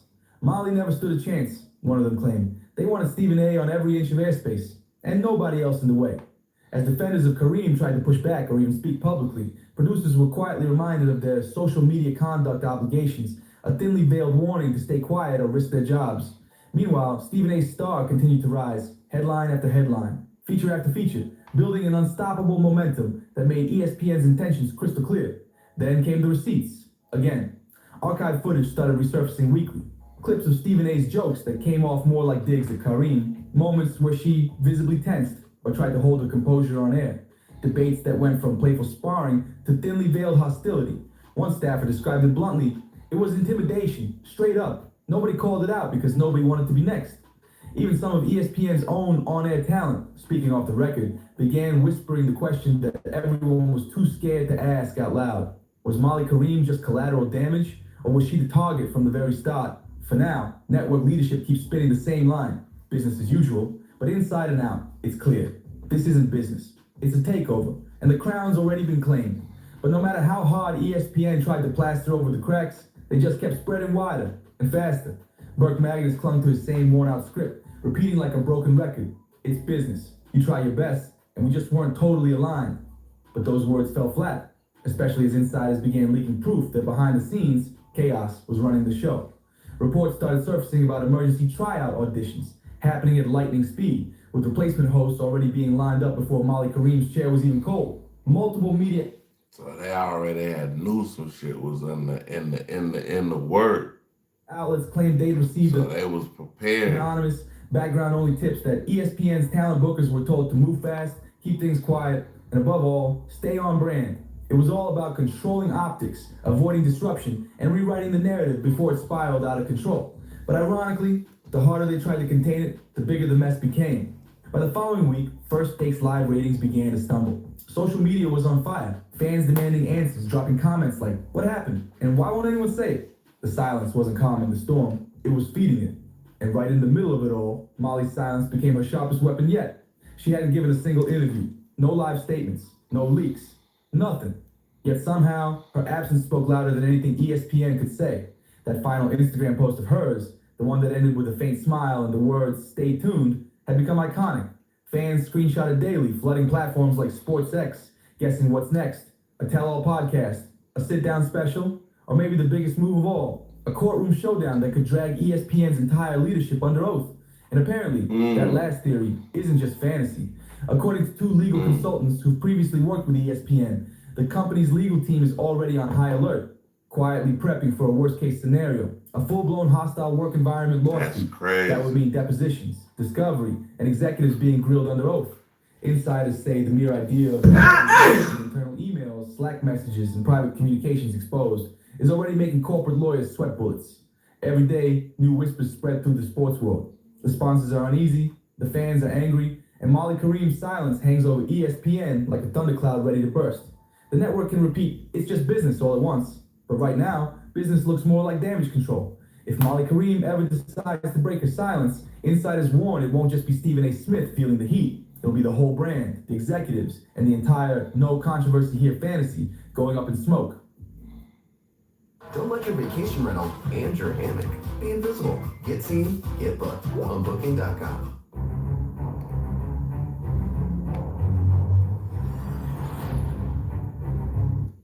No controversy here fantasy going up in smoke. One internal risk memo, briefly posted to ESPN's intranet before being quietly deleted, advised staff to prepare for negative headlines, stick to unified talking points, and under no circumstances engage individually. Translation: brace for impact and keep your mouth shut. But what people didn't realize right away was that Molly's so-called farewell posts weren't just goodbyes. They were something else entirely. Fans who looked closer noticed the tone was layered, almost like a coded message.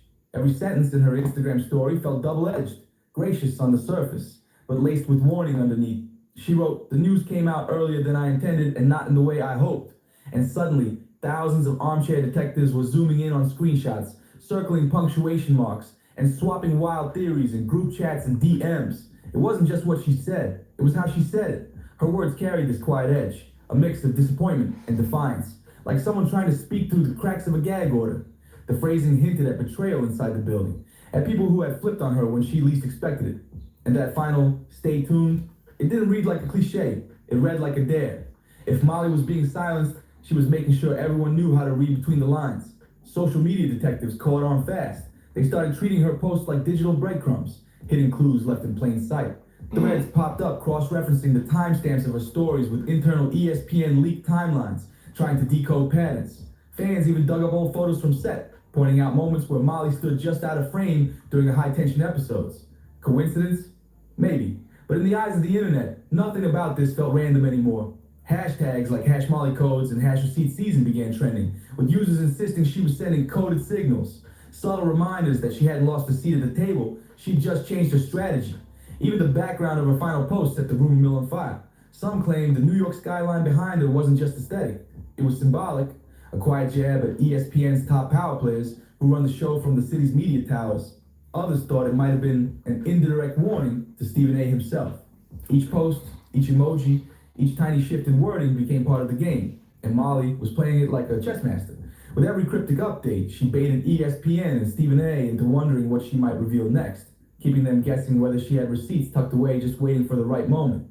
And as the silence dragged on, those breadcrumbs started to feel like landmines. each one feeding the frenzy, each one adding another layer to the psychological warfare brewing between Molly Kareem and the network that tried to erase her. Supporters now see Molly Kareem not as a victim, but as a strategist, a chess player several moves ahead, quietly setting the stage for her own story to unfold when the timing's right. Every unanswered question, every carefully worded line in her farewell post worked like a slow-burning fuse, one she could ignite whenever she chose. The brilliance of it all? She didn't need to say a single word. Her silence was the message. Inside ESPN, that silence was haunting. Senior staff reportedly monitored her social media daily like it was breaking news, terrified that one new post could send the company into another tailspin. Producers whispered that even a single emoji from Molly might be enough to spark another PR meltdown. Her online presence stopped being a hint and turned into a warning, a quiet, looming threat that this story wasn't finished, not even close. And that's what makes it all so dangerous. Industry insiders are starting to connect the dots between this fiasco and past sports media implosions, from network feuds to legal disasters that cost millions. ESPN's crisis playbook has always depended on time, on people getting bored and moving on, but this time, it's different. Social media isn't letting go, and sponsors are whispering behind the scenes about reputational risk and ethical realignment.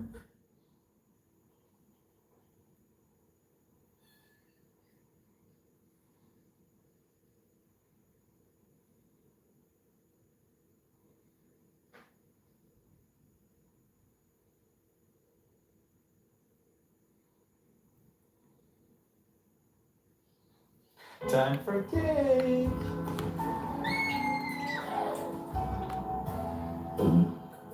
I'll bet you something.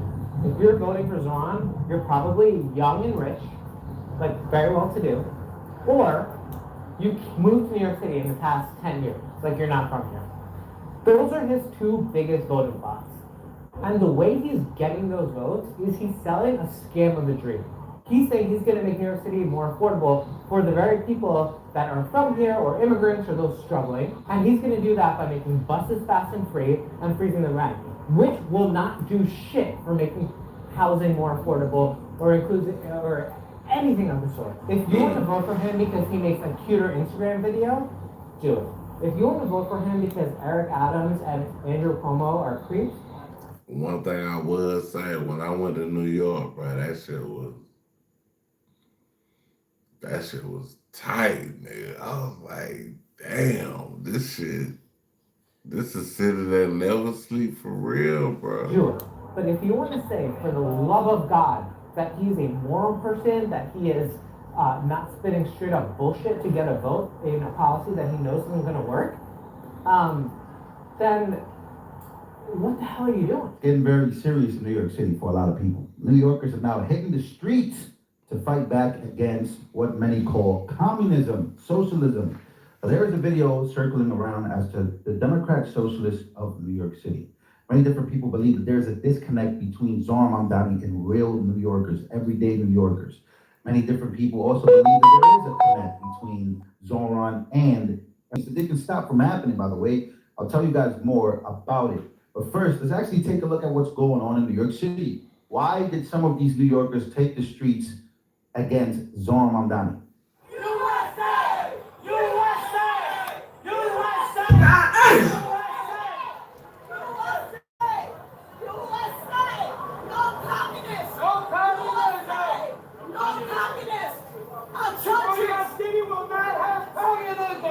We will not elect a communist man. Cuomo for mayor of New York City. He is a liar. His religion is a terror.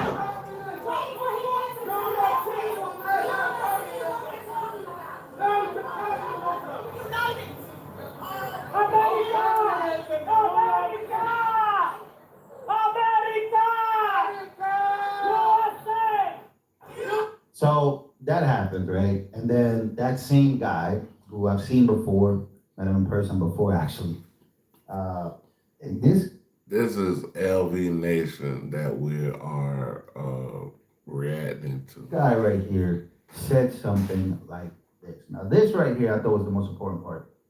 There's a lot of people that argue Islamophobia.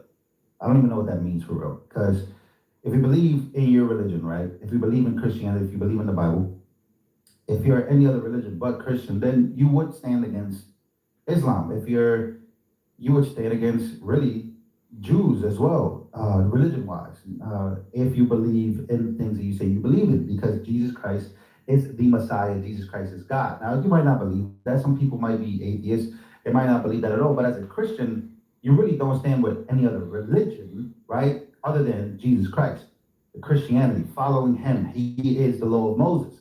So a lot of people, for me, I think that's where it stems from. Some other people in the country believe that that is Islamophobia. Again, let's just have a debate about it. We could actually debate about what people think is okay versus what people think is not okay. But there have been, and there is, a huge shift in the United States of America that a lot of Christians believe that Muslims are here to not take part, but take over. Take a listen. In America, I asked President Donald J. Trump to ban Sharia law in America, in Puerto Rico, and across all U.S. territories. You don't like our laws? Get the fuck out of America! Eliminate or leave. This is not hate. What we say is with truth and love. Be silent. You will not use the Constitution against us. You will not use your religion against us. Practice your religion, but it's not going to supersede America, the Constitution, and the people that we are. We love the melting pot. This is America, and it's going to stay that way. If you can't assimilate, you got to go. That's it. You got to go. Thank you.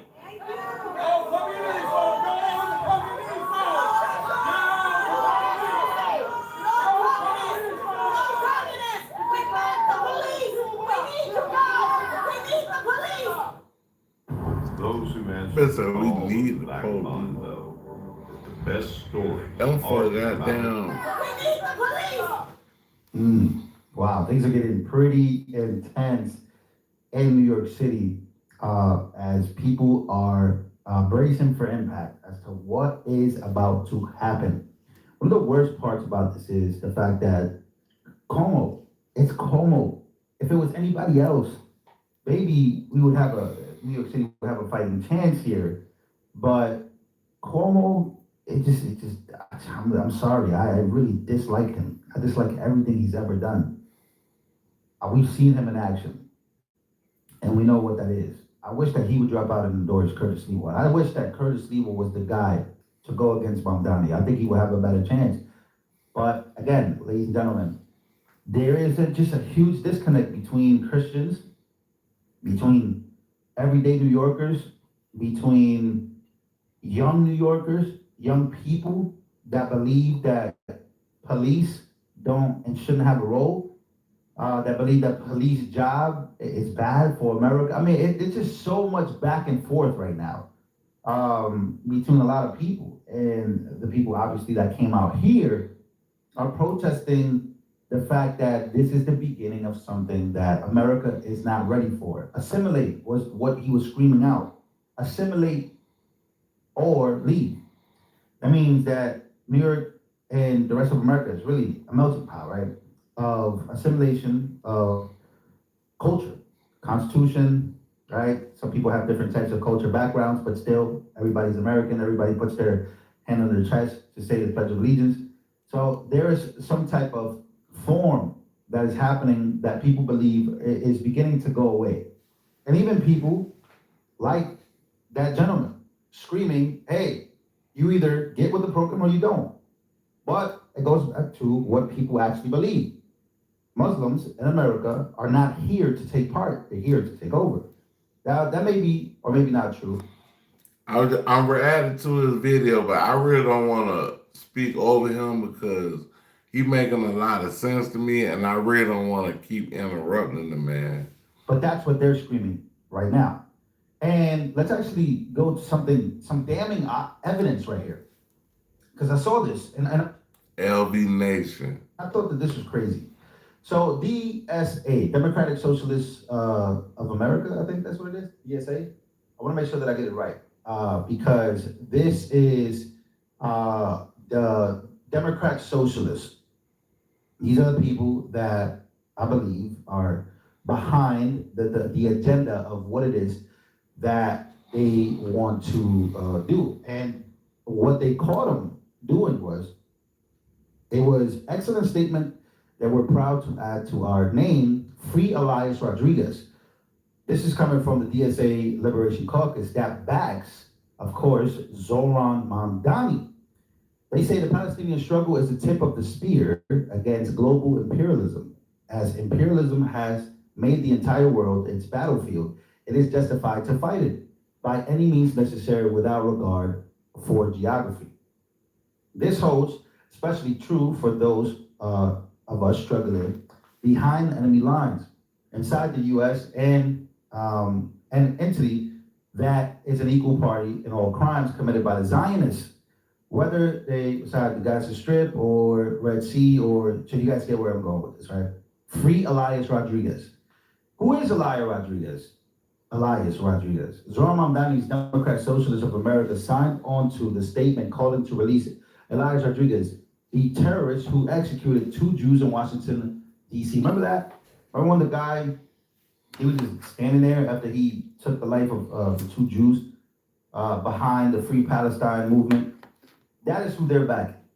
Again, this is what's happening here. A lot of people are beginning to see and put together the footages, the tweets of who these people are. So Mamdani's hostile takeover leaked video reveals Mamdani and Democrat Socialists of America real agenda. We hate the Democratic Party. They hate their own party. We need to orient ourselves toward insurrection. So again, this goes down to breaking down the entire system. What is it that they want to do? What is it that Zoran really wants to do? It's a takeover. In order to get rid of capitalism, in order to get rid of the system that already exists, you have to break it down. And usually what this... The Thanksgiving turkey sub is back at Firehouse Subs. Firefighter approved.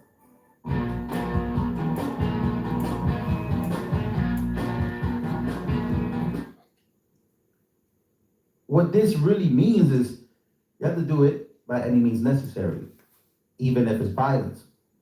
Well, if you don't believe me, take a look. It's no secret that the Democratic Socialists of America hate the Democratic Party. I think we're all on the same page that we hate the Democratic Party. The Democratic Party is not really our friend. It isn't. So why are the DSA such major players in the Democratic Party? This odd relationship can be understood with the cuckoo analogy. In nature, the cuckoo survives by trickery. It lays its egg in another bird's nest. The unsuspecting parents raise the imposter as their own until the cuckoo grows strong enough to push the true chicks out. The DSA is the cuckoo inside the Democratic Party. DSA is not the Democratic Party. We must separate ourselves from the toxic Democratic Party. Yes, I don't know nothing about DSA. What is against the Democratic leadership and the Democratic Party as a whole. DSA candidates run as Democrats in safe blue districts. What is DSA? They slip through low turnout primaries. And once inside, they use the Democratic label as camouflage while advancing an extremist anti-American agenda far beyond the party's mainstream. I don't agree with the Democratic Party, but it's a great tool. The Democratic is a tool that we use. Once in office, DSA candidates take orders from DSA's internal enforcers and working groups. City halls and state houses start running as socialist machines. This shit, of white people. Man, this shit like when I be watching like certain movies like the Animatrix, even the Matrix, like it just kind of like the way shit going, it remind me of that. I'm just a couple black dudes actually. So these are the people who are the Democratic Socialists of America. They want to implement socialism back. Well, not back, but in America. So we'll break down the system by using the Democratic Party.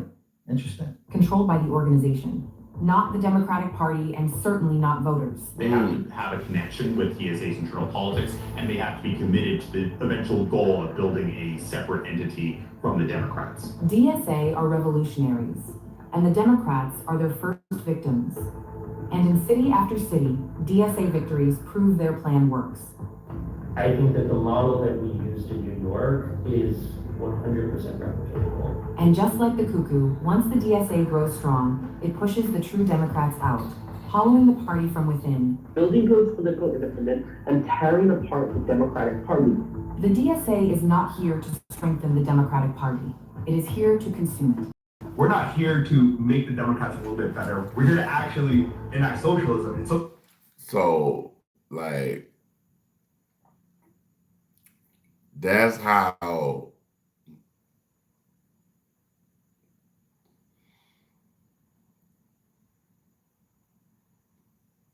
votes are being able to be split.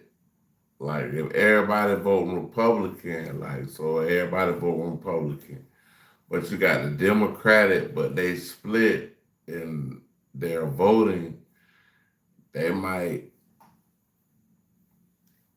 vote for the other side or what, you know what I'm saying, whatever, you know what I mean? Socialism is not just better capitalism, it's overthrowing the entire capitalist state. Damn! I told you. Look, man, the rise of people like Hassan Piker, the rise of Zoran, the rise of people, especially the young ones, captivated by this. I was captivated by Bernie Sanders at a very young age. I was going to vote for him. I actually didn't vote at all in 2016, but that agenda seemed like the right agenda, in my opinion. So you see what's going on here. So this video came out yesterday. A lot of people are sharing it, and it basically speaks about what's actually happening inside. You know, there was, I think Steve Bannon spoke about the Bolsheviks, spoke about their Bolshevik revolutionaries. That's what Zoran is. You know, they're not here to take part. They're here to take over. They're not here to assimilate. They're here to run the program the way that they want to and implement exactly what they feel is the right way to live, the right way to live life. Capitalism is not it, right? In their eyes. So that's what's happening. That's why you see people taking the streets and becoming radical, right? Saying some very strong statements about the other side's religion. They feel that through that is how you get people to fall in love, how you get people to love. It's also how you get people to not love so much. But you guys get where I'm going with this, right? People are ringing the bell. This guy's victory does mean New York City is headed toward socialism. It just is. It's headed toward that. That is the foundation of it. What's next? Who's next? Democratic Socialists. Who knows about this? Who's standing up against it? Is there someone trying to stop this sort of revolution? I don't know. I really don't know. There are a lot of young people, they're sick and tired of. I'm gonna say something, and I hope you guys made it toward the end of this video. I don't know who to blame for this. I really don't. Certainly. But when these kids see that America is as rich as it is, and people are struggling the way that they are, and they just feel like there is no hope for them and their future because of what people that came before them did. This is what the result of this has become. I'm not pointing the finger at boomers. I'm not pointing the finger at everybody. Sometimes I will. But this is what accountability looks like right now. When a whole bunch of people feel helpless, a whole bunch of people feel like there is nothing left, they become vulnerable. And this is where these ideas come. This is where the Democratic Socialists of America, this is where socialism, communism, every other I ain't know nothing about this. idea comes, and people organize and they say, you know what? F it. What do I have to lose? Nothing. That's what's happening. I know this. 28 years old, so I can tell you very well. But New Yorkers rise against New Yorkers. And again, like the people that are voting for Zoran, they're not. I don't see the hood vote for this guy for real. I see people really trying to grasp to Curtis Sliwa, but I think Governor Cuomo is the one really standing in the way. I really do. I think Cuomo is standing in the way of Sliwa. I think Sliwa will have a better chance running against Zoran My opinion. But again, I could be wrong. Could be wrong. It's a showdown in Southfield. Raiders, Dolphins, tonight at 7 p.m. Eastern, only on Prime.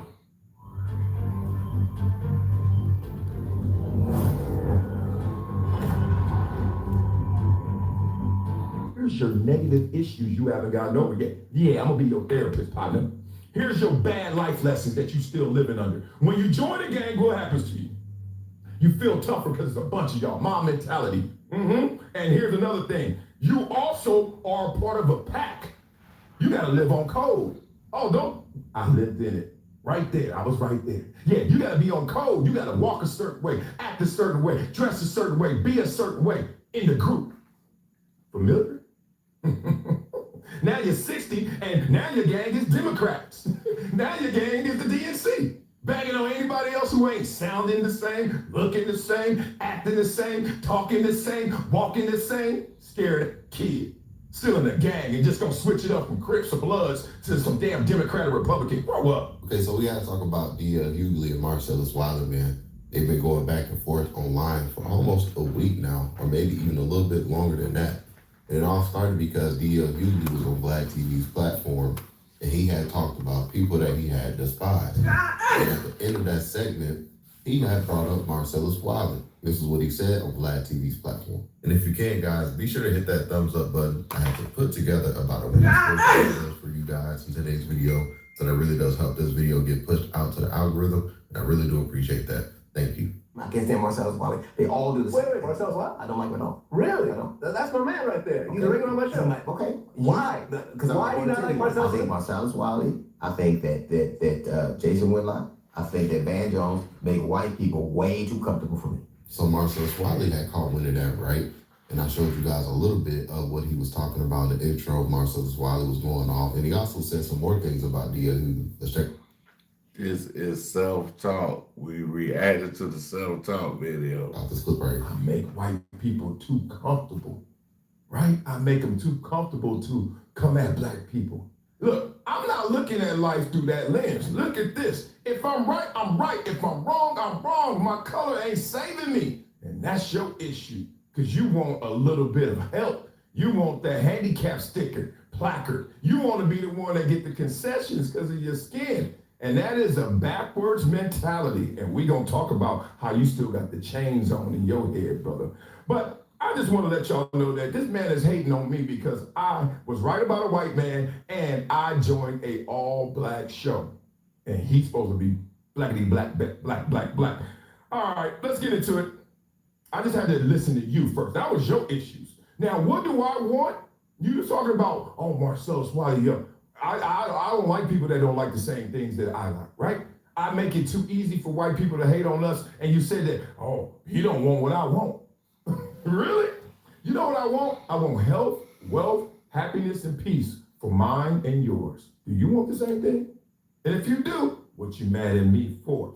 So, DL, I got a couple of things I want to get off my chest with you because you represent an intolerant mindset that I've always had an issue with growing up, right?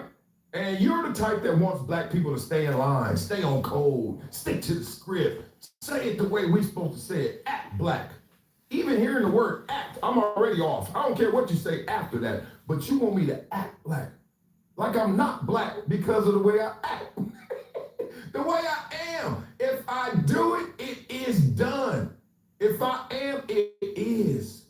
That's black.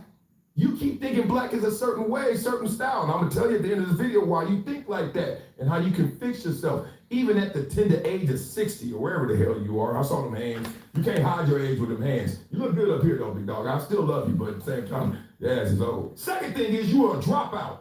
Me and you ain't the same. I'm not acting out those traumas. I ain't acting out like I gotta be a part of a gang or a pack or act a certain way. I ain't on code. I do the code. I write my own code, damn it. Talking about drop out. And look, me, while you doing all that growing up in the same neighborhood as me, still a little older, in the same neighborhood as me, guess what I'm doing? Putting my head down, looking at them damn books, going to practice, avoiding the gangs, not trying to get jumped every other day. So I can become who I want to be. What is that, Marcellus? Where the hell I wanted to be? Well, D.L. Hughley had responded in a video, and this is what he said right here. This is the first video he had put out on his IG page. What does Amazon Live mean to me? Oh my gosh. It's just like my little community. I love doing it. Can I tell you? This is the first video he had put out on his IG page. I hear myself while I'm reminded of a quote by Oscar Wilde. He said that every saint has a past and every sinner has a future. And they interpreted that to mean that regardless of what you did in your past, that redemption is possible. You reference the things that I've done in my past, the things that I've done to hurt people, the things that I've done to do damage. But what are you doing now? What things do you do now to make things better? Who do you throw your support behind? Like, to me, I think that the gang now supports the 350,000 black women who've lost their jobs, or the federal workers who are now unemployed, or the people who are being spirited away and denied human rights because of the... It said 350 black women that lost their job. What? That's what he said. Hold on. We're gonna go back. You reference the things that I've done in my past, the things... But listen to what he said. People, the things that I've done to do damage. But what are you doing now? What things do you do now to make things better? Who do you throw your support behind? Like, to me, I think that the gang now supports the 350,000 black women who've lost their jobs, or the federal workers. 350,000 black women that's federal workers. That's just the women. We ain't even talking about the men. 350,000? That's a lot, bro. Who are now unemployed, or the people who are being spirited away and denied human rights because of the color of their skin or the language they speak. When I was a kid, I believed that you should throw your support behind the most powerful people because that will keep you safe. But now I understand that it's the things you do for people that can't do anything for you that matters. I'm proud of what I'm trying to become. I'm proud of the things I believe now. I'm proud of the ways I want to be and the people I want to stand for. Can you say the same? And then D.L. Hughley had doubled down. Don't make me bring up your past. Let's not go there. Let's not do that, right? So this is what D.L. Hughley was saying. Marcellus Wiley, I know something you don't want to do for sure is to go back and forth about people's past. Your past or mine. I can guarantee you there are things that you've been accused of in your past you don't want to talk about. So let's keep it off past. Because suffice it to say, both of us have done things we're not proud of. Both of us have done things we either have atoned for or should. So let's stay where we are right now. I'm no more a gang member and a dropout than you are a football player. But where I am now, yeah, you graduated from Columbia. But do you think you're that much more intelligent than me? We both do the same things. Well, you're a podcaster, I'm a broadcaster. We both say things. You see things and you say them. I see things and I say them. I don't got to go back to your past. I go by what you're doing right now. Right now. And what you are doing right. Hey man, y'all can get to be in the Karma Cafe. Want y'all to like, subscribe, share, hit notification. I'll be back probably later on today. Peace and one.